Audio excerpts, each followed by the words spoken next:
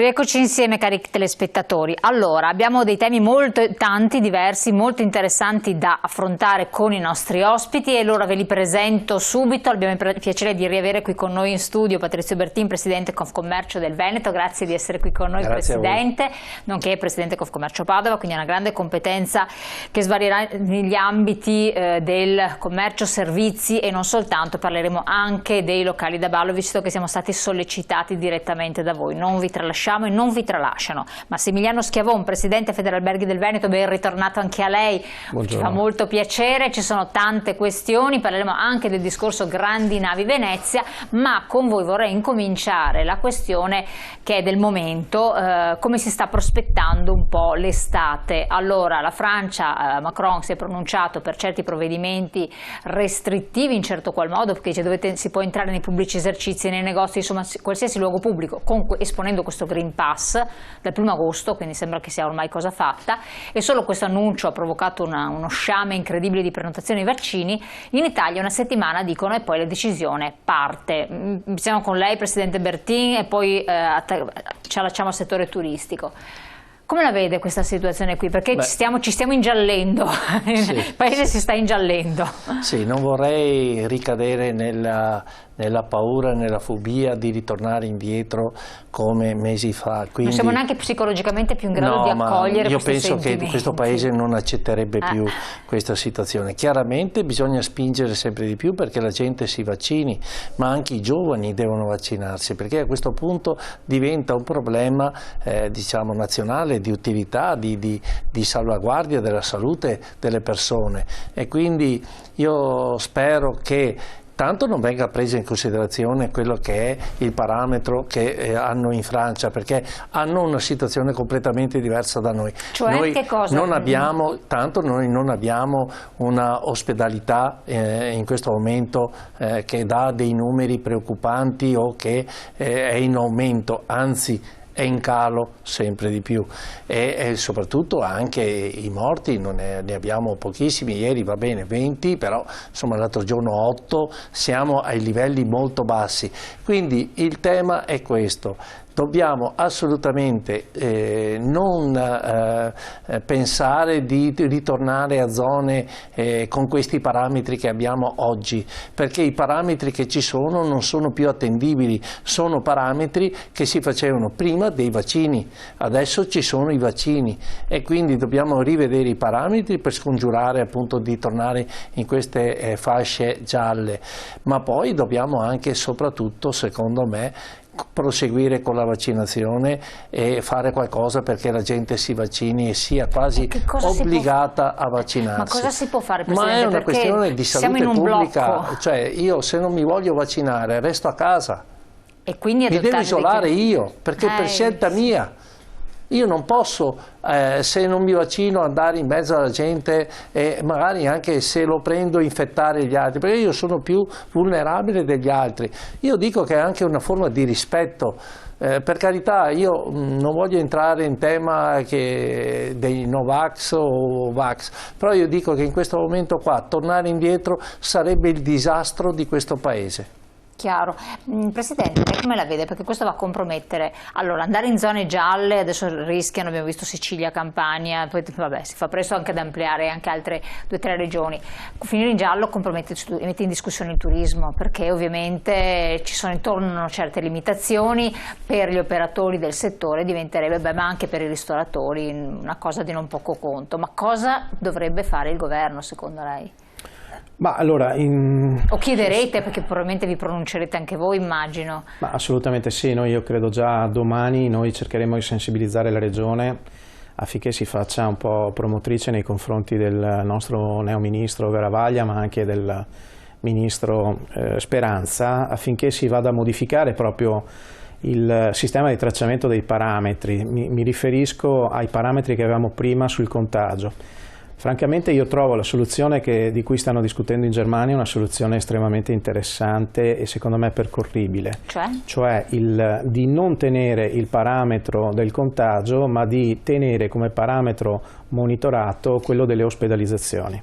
In questo momento la Germania ha circa un tasso del 42% di vaccinazione su una popolazione di 84 milioni di abitanti. l'Italia ne ha circa il 38%, siamo lì sui nostri 59 milioni. Molte persone sono state sicuramente vaccinate. Il rischio probabilmente della variante Delta, che stiamo in questo momento vedendo leggermente crescere nei numeri, può certamente anche contagiare chi è già stato vaccinato anche con la seconda vaccinazione, ma parrebbe che i sintomi siano quelli sostanzialmente di un raffreddore o di un'influenza, che non comportano quindi necessariamente un processo di ospedalizzazione. Ecco, allora secondo me è quello il parametro sul quale dovremmo concentrarci da qui in avanti, per evitare di compromettere una ripartenza del nostro settore. Lei tenga conto che in questo momento la costa veneta tutto sommato ha cominciato nel mese soprattutto di luglio ad agosto a vedere percentuali di occupazione interessanti, lontane ancora certo dai valori del 2019, ma interessanti. La prospettiva è di vedere ripartire anche il settore delle città d'arte, che finora ha fatto una grande fatica a ripartire.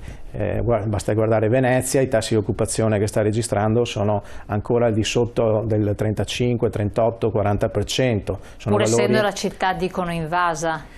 Ma guardi, intanto bisogna distinguere il turismo stanziale da quello pendolare. Se lei mi fa una domanda a me come presidente di Federalberghi Veneto, è chiaro che il mio interesse va su coloro che pernottano nelle strutture ricettive. Quindi pochi ancora pernottano a Venezia. Sì, abbiamo un turismo di prossimità molto evidente, quindi c'è chi si reca in gita a Venezia in giornata, c'è anche chi chiaramente utilizzando il mezzo di trasporto della macchina va a Venezia per trascorrere qualche giorno.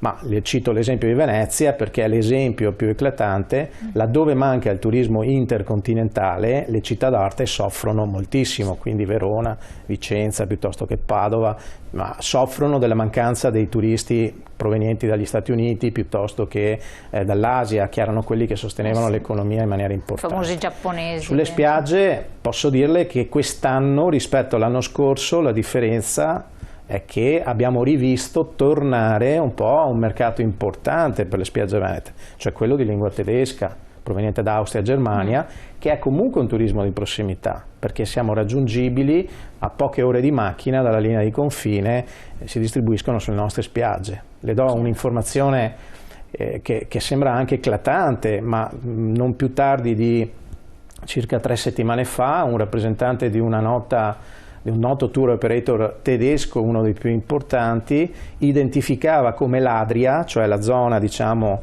delle spiagge dell'Alto Adriatico, la prima destinazione al mondo per le loro vendite, il che significa che tutta la Germania e tutta l'Austria si stava concentrando in termini di interesse sulle nostre coste perché non vuole prendere un aereo o perché le altre destinazioni erano chiuse o perché i voli evidentemente non c'erano.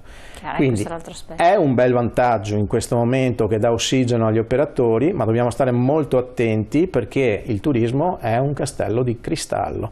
Basta veramente pochissimo e quindi un'informazione sbagliata data in questo momento su un tasso di crescita del contagio e non quello delle ospedalizzazioni, per esempio che le dicevo prima, per far vanificare tutto diciamo, le vendite e le prospettive sul mese di settembre, che è un mese molto importante, sia per chi sta sulle spiagge, ma anche e soprattutto per le città d'arte. Settembre e ottobre sono dei mesi strategici per la ripartenza. Quindi in proiezione bisogna stare molto attenti, anche per quanto riguarda gli operatori, ristoratori, negozianti, eccetera. Siamo in un momento di grande delicatezza, peraltro si sono anche aperti saldi, chi contento, chi più, meno. Sì, la situazione oggi per diciamo, il comparto del commercio è ancora molto fragile, quindi abbiamo fatto anche ieri, proprio ieri, un'analisi a Treviso dove è emerso una serie di situazioni molto pericolose. Quali sono? Quali sarebbero in particolare? Il dato è che abbiamo un 50-50 di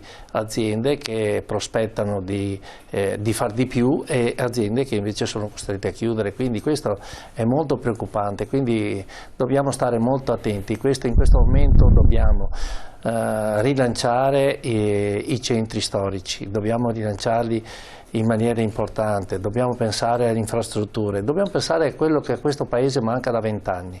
Se adesso col PNRR non vengono messe a disposizione tutte queste risorse per fare velocemente quello che serve a questo Paese, il rischio è alto, perché abbiamo vari motivi per cui preoccuparci, anche perché questa pandemia ha dato dei numeri importanti a grandi piattaforme, e quindi la gente si è abituata in altra maniera. Dobbiamo far ritornare la gente nelle piazze, nelle strade, far capire che insomma togliere quella pigrizia, il commercio anche, di vicinato è qualcosa di fondamentale, è socialità, è vita, quindi è un percorso molto duro e quindi in questo momento noi abbiamo bisogno di positività, assolutamente. Ma lei diceva dei finanziamenti, peraltro sembra che siano arrivati, quindi questi soldi ci siano per i vari capitoli, no, del PNRR. Sì, quindi, diciamo che la partenza sta dando dei segnali positivi. Ma dove devono essere investiti rapidamente? Per far cosa? Per poter rilanciare? Se devi rilanciare l'economia, intanto la prima cosa secondo noi è quella di una riqualificazione urbana dei centri storici.